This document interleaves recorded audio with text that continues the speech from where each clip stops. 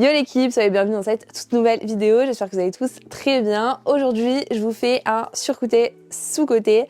Je vous ai posé une question sur Instagram pour que vous me donniez les sujets que vous trouvez sous-coté ou surcoté et je vais en parler dans cette vidéo. Donc, c'est parti.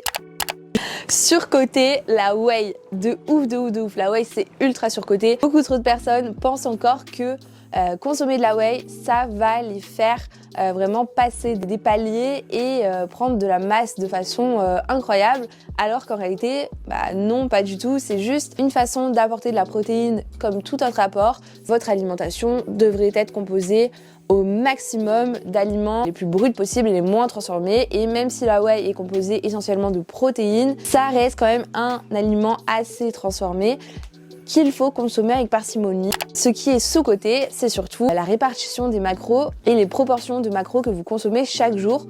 Et je ne parle pas du poisson, je parle bien des glucides, des lipides et des protéines. C'était nul. Du coup, voilà, consommez vos protes, mais ne consommez pas forcément de la whey. C'est juste une manière de vendre déjà et de compléter vos apports si vraiment vous n'avez pas la faim nécessaire ou l'argent ou vous manquez de quelque chose dans votre frigo de façon vraiment occasionnelle. Il faut que ça reste occasionnel, la consommation de whey, parce que ça reste un aliment transformé, voilà. Le jeûne intermittent. Je pense que c'est surcoté, même si franchement la folie du jeûne intermittent c'est un peu en train de s'estomper, j'ai l'impression. Surcoté de ouf parce que la majorité des personnes qui parlent du jeûne intermittent en parlent pour la perte de poids, alors que ça ne devrait pas du tout être axé perte de poids, mais simplement axé mode de vie et organisation, on va dire, dans le sens où c'est ok de faire un jeûne intermittent si le but c'est avoir un effet d'augmentation du volume alimentaire, on va dire. Mais sinon, le jeûne intermittent au sens de la perte de poids, c'est vraiment juste mettre un joli nom sur le fait de sauter un repas et en fait c'est une catastrophe parce que ça va vous dérégler. Vous allez du coup sauter le petit déjeuner notamment, en général c'est ça, ou sauter le repas du soir, mais enfin, ça va être une horreur, une catastrophe. Il vaut mieux avoir des repas réguliers qui soient complets, qui vous apportent tout ce dont votre corps a besoin, de sorte à ce qu'il ne réclame rien derrière et qu'il soit apte à fonctionner de manière optimale. Le squat. Surcoté ou sous-coté, sous-coté dans le sens où c'est vraiment le mouvement phare, on va dire, pour développer votre bas du corps, autant les fessiers que les quadriceps, chacun peut adapter son squat en fonction de sa morpho, de ses objectifs, etc. Moi, vous savez que je le fais beaucoup dans un but de développer mes fessiers, c'est pour ça que mon squat ressemble à ce qu'il ressemble. D'ailleurs, vous avez été beaucoup à critiquer mon squat sur la vidéo précédente, mais c'est volontaire. Chacun peut faire le squat qu'il veut, tant que ça lui convient à lui, à sa morpho et à ses objectifs. Néanmoins, le squat, c'est top parce que c'est un mouvement sur lequel on va vraiment pouvoir charger. La partie la plus difficile du mouvement, ça va être quand le muscle va être en position d'étirement, donc c'est excellent pour l'hypertrophie. Je le pratique une fois par semaine, vraiment avec une barre libre, donc en lourd, et ensuite je le mets dans chacune de mes séances avec des variantes du squat à l'haltère, etc. Surcoté ou sous-coté, les sangles de tirage. Je pense que c'est ultra sous-coté parce que même si franchement c'est quand même bien répandu, c'est la vie pour ceux qui pratiquent le bodybuilding et qui ont vraiment un objectif de développement musculaire ciblé. Mon objectif c'est pas du tout d'avoir de gros avant-bras, donc depuis des années j'utilise des sangles de tirage. Ça aide énormément. Après j'ai rencontré un petit problème ces derniers temps parce que au bout d'un certain nombre de répétitions, mes sangles de tirage, elles glissent parce qu'en fait, je tiens uniquement la sangle et même plus l'haltère. Du coup, elles glissent et je ne tiens plus ma barre et puis je dois arrêter ma série. Du coup, je me suis acheté des sangles de tirage en 8, vous savez. Et franchement, ça me sauve bien. C'est pas la meilleure solution parce qu'il y a encore quelques petits inconvénients, mais franchement ça me sauve bien sur certains exos. Je suis assez contente de les avoir prises, donc voilà, à tester si jamais vous rencontrez ce problème aussi des sangles de tirage qui glissent et qui au final ne tiennent plus vos poids, ça peut être une solution. Surcoté ou sous-coté, la ceinture SBD. Je dirais que c'est surcoté parce que vraiment c'est en vogue un petit peu, c'est un peu à la mode je dirais. Mais en réalité c'est tant mieux parce que c'est vraiment qualitatif. Elle est ultra épaisse, elle est ultra large, les finitions sont très soignées. Donc franchement c'est un article qualitatif qui vaut probablement son prix, qui est de 220 €. Voilà, néanmoins personnellement, j'ai une ceinture Strength Shop et elle est très très bien. Je pense que le principal, c'est d'avoir une ceinture en cuir assez épais et surtout à levier parce que ça permet vraiment d'avoir une ceinture vraiment solide qui va tenir et qui ne risque pas de s'ouvrir pendant une série par exemple. Je vois quand même une petite différence entre la Strength Shop et la SBD, mais la Strength Shop est vraiment très très bien. Elle fait largement l'affaire. Donc voilà, je pense que c'est un peu surcoté, mais je pense qu'elle vaut son prix vu sa qualité. Voilà. Surcoté ou sous-coté, les fentes. Les fentes, c'est sous-coté parce que, ok, c'est un exercice de la mort, franchement, c'est ultra épuisant, etc. Et je le dis à chaque fois que je fais des fentes en vidéo, je dis que c'est le pire exercice, peu importe la forme de la fente, que ce soit les fentes bulgares, avec des haltères, avec une barre guidée, peu importe. C'est le pire exercice de la séance à chaque fois, mais c'est tellement bien. Déjà parce que c'est un exo unilatéral, donc pour essayer de limiter les déséquilibres, dans un souci d'harmonie, je pense que c'est vraiment important. Harmonie physique, je veux dire, harmonie visuelle. Et vu que c'est un exercice assez difficile, qui demande beaucoup d'énergie, etc., beaucoup de mental en fait surtout, je sais qu'il y a beaucoup de personnes qui me disent « Ah non, les fentes c'est trop dur, je fais pas les fentes », mais faites des fentes et faites en sorte que les fentes deviennent faciles et qu'elles deviennent un exercice que vous kiffez. Et perso, les fentes bulgares, je pense que ce sont les pires. Les fentes bulgares avec un haltère, avec des haltères même. Franchement, c'est la pire chose. Je les ai une fois dans la semaine. Ce que je kiffe justement, c'est de me voir progresser et de prendre de plus en plus lourd. C'est trop bien. Donc voilà, faites des fentes, c'est carrément sous-coté. Et pour travailler la chaîne postérieure, donc les fessiers, les ischios, les fentes arrière, les fentes bulgares, c'est le top du top. On n'en parle pas assez en réalité pour développer les fessiers. Surcoté ou sous-coté, l'échauffement. Je pense que c'est ultra sous-coté parce que moi-même parfois je le zappe et je fais en sorte de ne pas le faire, mais mes séances s'en portent vraiment moins bien parce que l'échauffement vraiment, il n'est pas là pour rien, il est là pour préparer le corps à l'effort, à la séance, pour préparer les muscles, les articulations et le système cardiovasculaire. C'est la base, c'est trop important de consacrer une dizaine de minutes à son échauffement avant de commencer sa séance pour faire une meilleure séance. Bon échauffement, bonne séance. L'effet que je remarque le plus quand je zappe mon échauffement, c'est ma connexion neuromusculaire qui est un petit peu plus difficile à mettre en route parce que quand vous vous échauffez et que vous commencez un petit peu à faire augmenter votre fréquence cardiaque, etc., vous allez augmenter votre température corporelle. Donc elle va passer de 37 à 39 degrés à peu près. Et 39 degrés en fait c'est la température optimale pour le système nerveux. Cette température-là que vos connexions neuromusculaires vont être optimales et vont fonctionner de la meilleure des manières.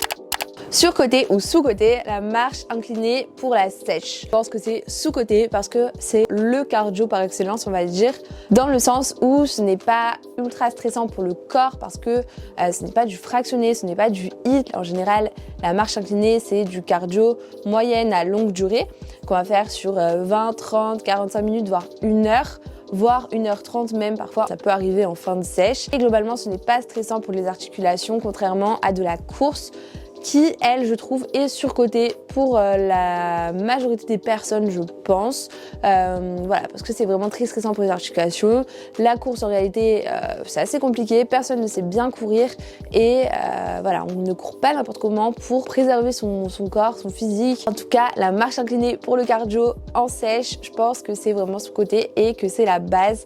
Et même, de façon plus globale, la marche pour sécher et pour garder une bonne composition corporelle même toute l'année, je pense que c'est sous-coté de ouf. Donc voilà, marcher sur un tapis ou dehors, c'est trop bien, je vous le conseille.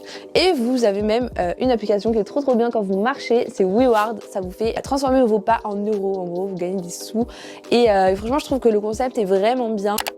Surcoté ou sous-coté, les effets du ressenti musculaire sur l'hypertrophie. Est-ce que le fait de ressentir ses muscles travailler pendant la séance, ça va être utile et ça va avoir un avantage sur la prise de muscle? Eh bien non. En fait, ce qui est important, c'est le stress mécanique ou le stress métabolique. Donc ce sont deux stress différents que vont subir vos muscles. Donc le stress mécanique, ça va être vraiment lorsque vous allez travailler avec des charges lourdes. Donc si le ressenti n'est pas présent, on s'en moque réellement. Ce qui est important, c'est la charge qui va contraindre votre corps et contraindre votre muscle surtout. Ça, c'est le stress mécanique.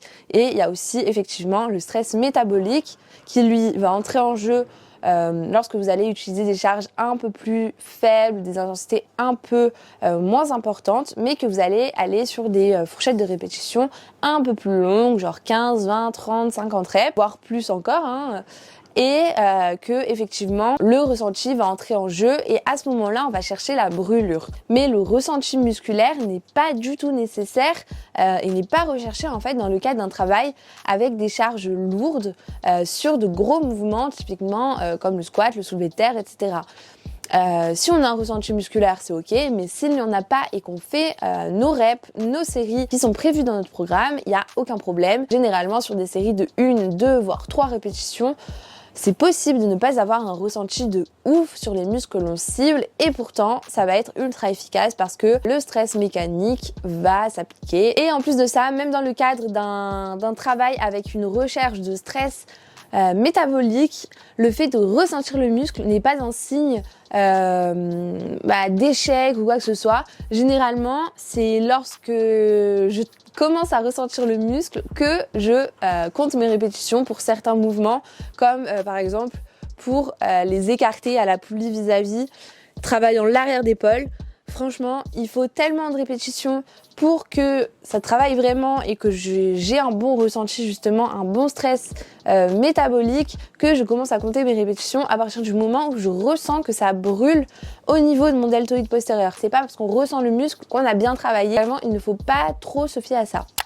Hip thrust, surcoté ou sous-coté, je pense que c'est justement coté parce qu'il y a un certain engouement chez les filles surtout envers le hip thrust et franchement c'est un mouvement que je fais depuis mes débuts à la salle, on va dire, sur lequel on a une belle marge de progression.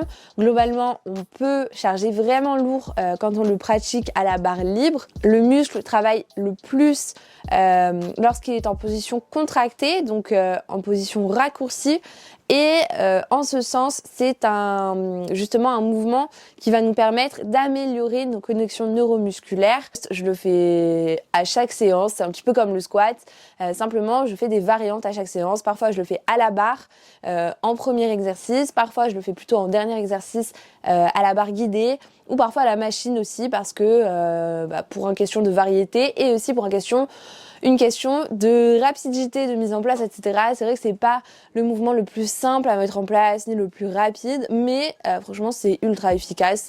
Après c'est surcoté dans le sens où ça ne se suffira jamais à lui-même. Un mouvement, peu importe lequel, ne se suffira jamais à lui-même. Donc voilà, je trouve qu'il n'y a même pas lieu de parler de ça. Mais voilà, j'aime bien le hip thrust et je le porterai toujours dans mon cœur. Surcoté ou sous-coté, le power building et je pense que c'est ultra sous-coté. J'adore faire ça en tout cas et je pense que ça se complète vraiment bien avec un travail en hypertrophie.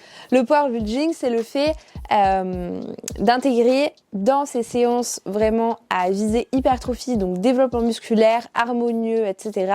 Des exercices vraiment type force avec des fourchettes de répétition vraiment très courtes, donc de 1 à 5 on va dire. Et voilà, travailler en force sur certains mouvements, pas sur tous les mouvements, mais sur les premiers mouvements de la séance. Et c'est personnellement ce que je fais. Je trouve que c'est trop bien à la fois pour améliorer les connexions neuromusculaires parce que la force ça travaille énormément le nerveux, donc c'est bénéfique à l'hypertrophie. Et d'essayer de progresser comme ça constamment, progressivement sur des... Non. Et le fait de progresser en force comme ça sur des 1 RM, des 3 RM, etc., ça va nous permettre d'augmenter aussi nos charges sur les exercices type bodybuilding qui vont constituer la suite de notre séance. Et du coup, ça va favoriser la surcharge progressive et du coup le développement musculaire, l'hypertrophie. Donc je trouve que c'est carrément complémentaire à un travail en hypertrophie pour varier les sollicitations musculaires. En fait, je pense que c'est la base. Travailler dans des angles différents, travailler sur des fourchettes de répétition différentes, à des intensités différentes. Je pense que c'est la clé d'un développement musculaire optimal. Et voilà, j'en ai terminé avec le sujet que vous m'aviez envoyé sur Insta. J'espère que cette vidéo vous aura plu, vous aura un petit peu diverti. Si c'est le cas, vous me lâchez un gros like évidemment. N'hésitez pas à commenter la vidéo aussi, donnez-moi votre avis sur ces différents sujets, ça m'intéresse et c'est top top top. Merci de commenter à chaque fois. N'hésitez pas à vous abonner si jamais vous ne l'êtes pas encore. Et nous, on se retrouve jeudi prochain à 16h, comme chaque semaine, sur cette chaîne Laurine Physique. C'était Laurine, je vous fais plein de bisous. Ciao!